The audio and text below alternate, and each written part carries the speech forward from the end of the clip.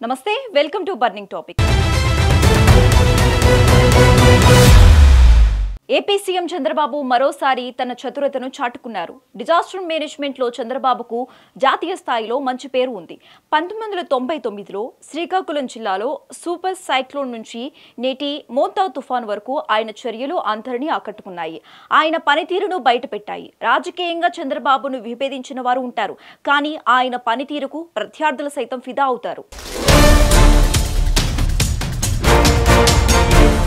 నిత్య విమర్శకులు సైతం ఆయనలో ఓ గొప్పతనాన్ని చెబుతుంటారు. అయితే ఏపీలో మాత్రం వైసీపీ నేతల పరిస్థితి విచిత్రంగా ఉంటుంది. వారి మాటలను పక్కన పెడితే మొంతా తుఫాను పలు ప్రభావిత జిల్లాల ప్రజలకు కంటిపై కునుకు లేకుండా చేస్తోంది. కానీ ఇదే సమయంలో రాష్ట్ర ముఖ్యమంత్రి, మంత్రి నారా లోకేష్లకు కూడా నిద్ర లేకుండా చేస్తోందన్న విషయం చాలా మందికి తెలియదు. తాజాగా చంద్రబాబు ఏకధాటిగా 12 గంటల పాటు తుఫాన్ సహాయ చర్యలపై సమీక్షలు నిర్వహించారు. మంగళవారం అర్ధరాత్రి వరకు సచివాలయంలోనే ఉన్నారు. అంతకు ముందు రోజు సైతం సచివాలయంలోనే గడిపారు.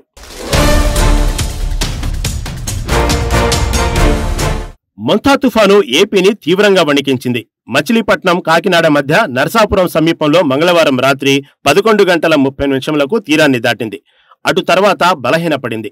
అయినా సరే ఏపీకి అత్యంత భారీ వర్షాలు ఉన్నట్లు వాతావరణ శాఖ ముందస్తుగానే హెచ్చరించింది. అయితే సోమవారం అర్ధరాత్రి వరకు సచివాలయంలోనే ఉండి సహాయక చర్యలపై సమీక్షించారు చంద్రబాబు. మంగళవారం ఉదయం సైతం సచివాలయానికి వచ్చి అర్ధరాత్రి వరకు గడిపారు.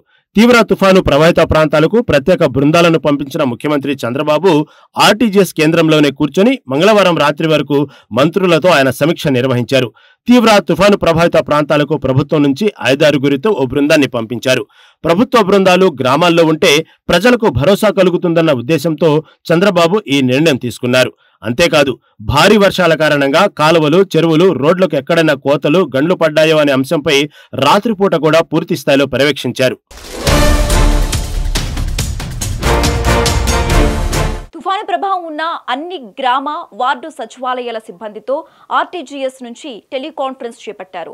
ఉదయం నుంచి అర్ధరాత్రి వరకు విరామం లేకుండా పరిస్థితిని సమీక్షించారు. 3 సార్లు ఆర్టీజీఎస్ కు వచ్చారు. సమీక్షలతో పాటు 2 సార్లు టెలికాన్ఫరెన్స్ నిర్వహించారు. క్షేత్రస్థాయిలో పంట నష్టం అంచనా వేయడంతో పాటు టెక్నాలజీని వినియోగించుకున్నారు. శాఖల వారీగా నష్టం అంచనా నివేదికలను సిద్ధం చేయాలని కూడా రాత్రి ఆదేశించడం గమనార్హం. వర్షాల ప్రభావం తగ్గగానే యుద్ధ ప్రాతిపదికన విద్యుత్ను పునరుద్ధరించాలని సూచించారు. జిల్లాల్లోని పరిస్థితిని చంద్రబాబుకు ఫోన్ ద్వారా మంత్రులు వివరించారు. ఇదంతా తుఫాను ప్రభావ సమయంలోనే జరగటం విశేషం. గ్రామాల్లో ప్రభుత్వ నిధులు గ్రామ, వార్డు సచివాలయ సిబ్బందేనని బాధితులకు తక్షణ సాయం అందేలా చూడాల్సిన బాధ్యత సచివాలయ సిబ్బందిపైనే ఉందని అన్నారు. స్థానిక పరిస్థితులను ఎప్పటికప్పుడు ఉన్నతాధికారులకు తెలియజేయాలని సూచించారు. విద్యుత్ సరఫరా నిలిచిపోయిన చోట వెంటనే పునరుద్ధరించేలా చర్యలు తీసుకోవాలని అన్నారు. ఈ సందర్భంగా పలు నిర్ణయాలు తీసుకున్నారు. మొంతా తుఫాన్ కారణంగా వేటకు వెళ్లకుండా ఉపాధి కోల్పోయిన మత్స్యకార కుటుంబాలకు సాయం అందిస్తుందని తెలిపారు. ఒక్కో మత్స్యకార కుటుంబానికి 50 కేజీల చొప్పున బియ్యం ఇవ్వాలని అధికారులకు సీఎం చంద్రబాబు ఆదేశించారు. వాస్తవానికి తుఫాను ప్రభావం తగ్గాక సమీక్షిస్తారు. కానీ సీఎం అలా కాకుండా తుఫాను సమయంలోనే అన్నీ సేకరించారు చంద్రబాబు. చివరకు రాత్రి 11 గంటల 30 నిమిషంల తర్వాత చంద్రబాబు ఇంటికి బయలుదేరి వెళ్లారు. మరోవైపు మంత్రి నారా లోకేష్ రాత్రంతా సచివాలయంలోనే ఉండిపోయారు. అధికారులతో సమీక్షించారు. భారీ వర్షాలతో పాటు ఈదురుగాలులకు విద్యుత్ అస్తవ్యస్తంగా మారింది. చెట్లతో పాటు భారీ వృక్షాలు నేలకొరిగాయి. ఈ క్రమంలో మంత్రి నారా లోకేష్ అన్ని జిల్లాల అధికారులతో ఎప్పటికప్పుడు మాట్లాడుతూ వచ్చారు. పరిస్థితిని అడిగి తెలుసుకున్నారు. పలు జిల్లాల్లో భారీ వర్షాలు, ఈదురుగాలులు వీస్తున్నాయని, వాటి ప్రభావంతో ప్రాణ ఆస్తి నష్టం జరగకుండా చూడాలని దిశానిర్దేశం చేశారు.